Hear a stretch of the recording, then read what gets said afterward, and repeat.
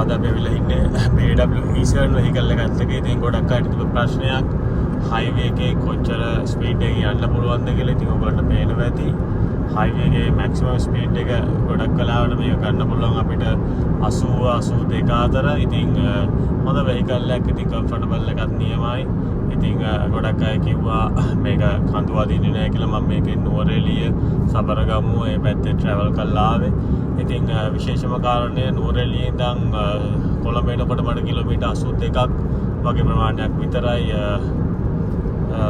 මේ උනේ හේතුව කඳු බහිනකොට vehicle එක auto charge වෙනවා. ඉතින් ඒ availability එකත් මේ vehicle එකේ තියෙනවා. ඉතින් හැමෝටම කියන්නේ BMW E7 vehicle එක ගානත් එක්ක බලද්දී මාර comfortable. ඉතින් ඔයගලන්ටත් පුළුවන් BMW E7 vehicle එකක් මෙලදී ගන්න. Thank you.